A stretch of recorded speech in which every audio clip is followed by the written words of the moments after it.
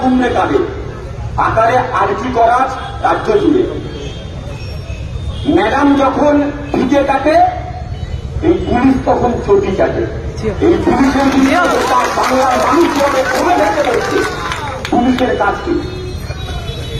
আজকে ময়নাতদন্ত হচ্ছে না, আমরা যেটা জানতে পারলাম, যেটা আপনারা দাবি করছেন যে বডি প্রিজার্ভ করতে হবে, পরে আপনারা কি দাবি ডিমান্ড করছেন? ভিডিওগ্রাফি করতে হবে, ম্যাজিস্ট্রেটের উপস্থিতিতে করতে হবে, বাড়ির লোকের কনসার্ন নিয়ে তার পরিবারের লোককে উপস্থিত রেখে করতে হবে এবং মেডিকেলের বোর্ড বানিয়ে, ফরেন্সিকের বোর্ড বানিয়ে করতে হবে। মেয়েটিকে যখন খুঁজে পাওয়া যাচ্ছিল না তখন পুলিশ কোথায়? যখন পুলিশের কাছে বারে বারে গেছে যে মেয়েটিকে খুঁজে পাওয়া যাচ্ছে না, পুলিশে এখানে যে অতি সক্রিয়তায় আমাদের দুজন ছাত্র কমরেডকে পেটালো, আমাদের এই সব কটা মহিলা নেতৃত্ব, ছাত্র যুবতী নেতৃত্বদেরকে যে পুলিশ, পুরুষ পুলিশ গায়ে হাত দিয়ে মেরেছে, টেকেন ফ্রম গ্রান্টেড হয়ে গেছে নাকি? যা খুশি করতে দুজন পুলিশ, দুজন ছাত্র দেখুন পার্থপ্রতিম ঘোষ কন্টিনিউয়াসলি বলে যাচ্ছেন, আমরা যখন এখানে দাঁড়িয়ে আছি সৌম্যজিৎ রায় কন্টিনিউয়াসলি, সৌম্যজিৎ রায় এবং পার্থপ্রতিম ঘোষ ওরা হাত দিয়ে ইশারা করছে। পুলিশের ভাষা হতে পারে? পুলিশ তো এখানে এসেছেন আমাদের নিরাপত্তা দেওয়ার জন্য। আমরা দেখলাম এক টালাপানার উচিত ছিলেন, যিনি বডি লোপাট করেছিলেন, তথ্য প্রমাণ লোপাট করেছিলেন, এখানে একজন গুন্ডা ওটিকে আমরা দেখছি, তিনি সাধারণ মানুষকে হাত দিয়ে ইশারা করছেন, মহিলাদের যে ভিতরে আর দেখি।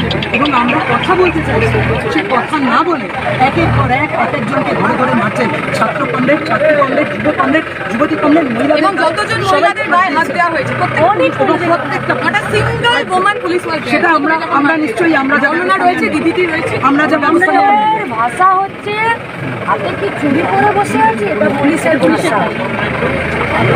এটা জয়নগর কুলতলির ওই চত্বরের বাড়িপুরের এসডিপিওর মুখের ভাষা।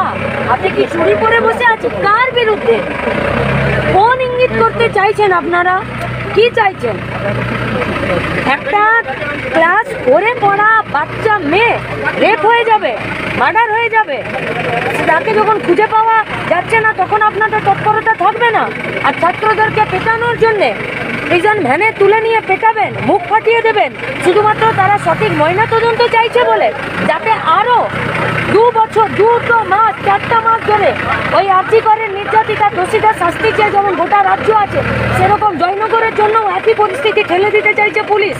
আর তারপরে পুলিশ মন্ত্রী বলবে যে উৎসবে ফিরুন, আর আমি সন্ধ্যাবেলা সেজে গুজে আর যাবো প্যান্ডেল প্যান্ডেল ভিটে কাটতে, আর পশ্চিমবঙ্গের মেয়েদের লাশ কাটা ঘরে তাদের লাশ কাটা হবে, আর পুলিশ মন্ত্রী তারপরে উনি থাকবেন। এই দুটো কাটা একসাথে চলবে তো? পশ্চিমবঙ্গে আমাদের দুজন ছাত্রকে নিয়ে গেছে দ্রুততার সাথে, এই দুজন ছাত্রকে পুলিশ যদি না ছাড়ে, পুলিশের সাথে কিন্তু এবারে পুলিশের ভাষাতেই কথা হবে। পুলিশ মন্ত্রীরও কত দম সেটাও আমরা দেখব। এবং ছাত্রদেরকে অ্যারেস্ট করে, ছাত্রদেরকে পিটিয়ে আরেকটি ছাত্রীর ডেড বডির, তার রেপ, তার খুনকে পুরোটাকে আড়াল করে দেওয়া যাবে না, তথ্য প্রমাণ লোপাট করা যাবে। এবং যে পুলিশরা ছিলেন, অনেক পুলিশ ভদ্রভাবে আমরা দেখলাম তারা মুখে রুমাল বেঁধে রয়েছে। আমি জানি না একজন পুলিশের মুখে রুমাল বাঁধার দরকার কি করে। আমরা যদি যারা অপরাধী, যারা সন্ত্রাসবাদী, যারা অপরাধ করতে আসে, তারা আইডেন্টিটি ডিসক্লোজ করতে চান, আইডেন্টিটি লোকাতে চান। পুলিশরা মুখে রুমাল বেঁধেছেন কেন? কারোর কোথাও এখানে কোথাও নাম নেই, কোথাও কোনো নেম ট্যাগ নেই, মুখে রুমাল বেঁধে এরা কারা? এরা আদৌ পুলিশ? এটা এরা জয়নগরেও ছিল, এরা জয়নগরেও ছিল, ডেড বডির অ্যাম্বুলেন্সে ছিল, ইনকোয়েস্ট রিপোর্ট যখন হচ্ছে তখনও ছিল। বাইরে পুলিশের কি হুমবি তুমবি, আপনাদেরকে ঢুকতে দেবো না, আর ভেতরে বিজেপি ঢুকে আছে। এখানে বাইরে মারা হচ্ছে আমাদেরকে, আর ভেতরে বিজেপি ঢুকে আছে। সেটিং চলছে তো, কিসের জন্য সেটিং আমরা হতে দেব? যদি বাইরের লোক এরা হয় তাহলে বাইরের লোক বিজেপিও, তারা ভেতরে করছিলটা কি? বাইরের লোক তৃণমূল, কারা এরা, কিসের জন্য? আপনাদের দুজন যদি নেওয়া হচ্ছে তাদের নামও দিয়ে দেবো। আর আপনাদের চিত্রগ্রাহকরা, ক্যামেরাম্যানরা, তারাও আক্রান্ত হয়েছে, তাদেরও ভিডিও ফুটেজ আমাদের কাছে আছে, প্রয়োজনে সেটাও আপনাদেরকে দেবো। এবং আমাদের দুজন ছাত্র, একজন বের করেছে এবং সাংবাদিকরা দেখেছে যে আমাদের কমরেডদের সাংবাদিকরা আক্রান্ত হয়েছে। আমরা নিন্দা করছি। তার জায়গায় জনগণের মিছিলকে আটকাতে পুলিশকে নামিয়ে দিতে হচ্ছে কেন? কারণ এখন পুলিশ ছাড়া তৃণমূল আর তৃণমূলকে বাঁচানোর চেষ্টা করতে পারছে না। এই নৈহাটিতে তৃণমূলের দুপক্ষের মধ্যে গন্ডগোলে তৃণমূলের একজন তৃণমূলের আরেকজনকে মেরে ফেলেছে, কেউ বিশ্বাস করে না কাউ। তাহলে বাঁচানোর উপায় পুলিশ। এই কথা আমাদের খুব নতুন নয়, এই পুলিশ যদি সামনে থেকে সরে যায়, তাহলে ওই যে বাড়িতে রান্না করেন তো কর্পূর দিয়ে, পুলিশ যদি সামনে থেকে সরে যায়, তাহলে জনগণের প্রতিরোধে কর্পূর আগে উঠে যাবে না তৃণমূল কংগ্রেস আগে উঠে যাবে, এইটা নিয়ে এখনো বিচার বিশ্লেষণ হয়নি। এই কারণে তৃণমূলের নেতারা সবাই পুলিশের সিকিউরিটি 10টা-15টা ভূমিকা নিয়ে ঘুরছেন।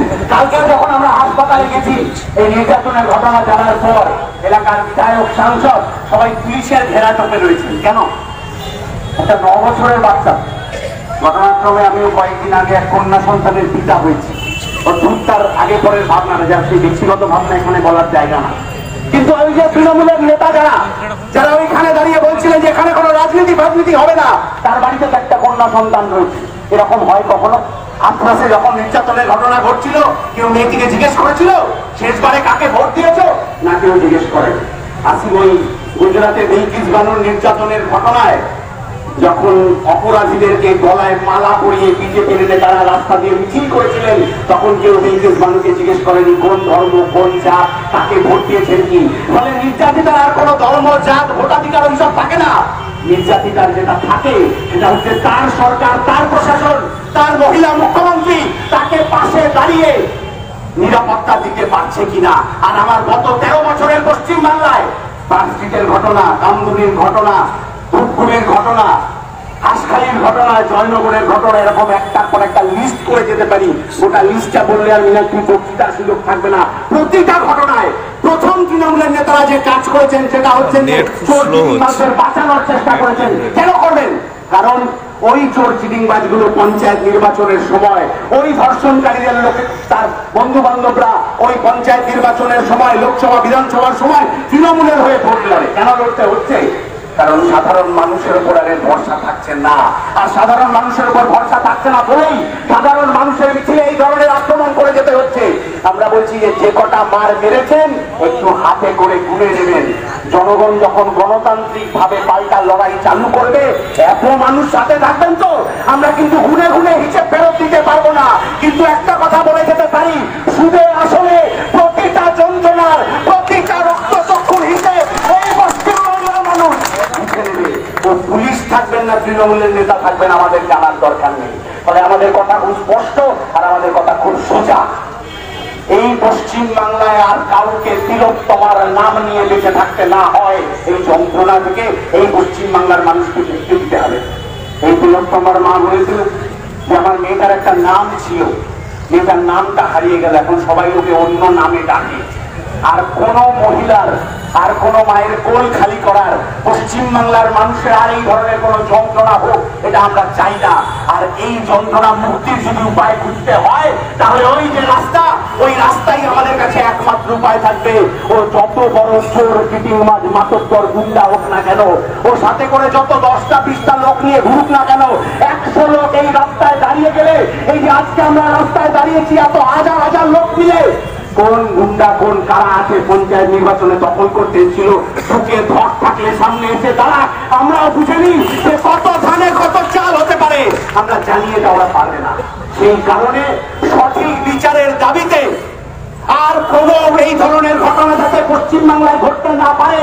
শুধু এটা পশ্চিম বাংলার ব্যাপার না, হাতড়া উন্নয়ন থেকে শুরু করে কামদুনি, পার্ক স্ট্রিট অবধি গোটা ভারতবর্ষে যদি মহিলাদের নিরাপদ রাখতে হয়, গোটা ভারতবর্ষে যদি ছাত্র যুবদের যোগ্যতা অনুযায়ী কাজ দিতে হয়, যদি জিনিসপত্রের দাম কমানোর ব্যবস্থা করতে হয়, আর মাথা উঁচু করে যোগ্যতা নিয়ে নিজেদের বেঁচে থাকতে হয়, তাহলে তৃণমূল বিজেপির সেটিং বাদ দিয়ে সাধারণ মানুষের লড়াই, জনতার লড়াই, জনগণের হক বুঝে নিতে হবে। আর সেই হক বুঝে নেওয়ার লড়াইতে এই হাজার হাজার লাখো লাখো জনতার সাথে আমরা ওই মিছিলে অংশগ্রহণ করবো।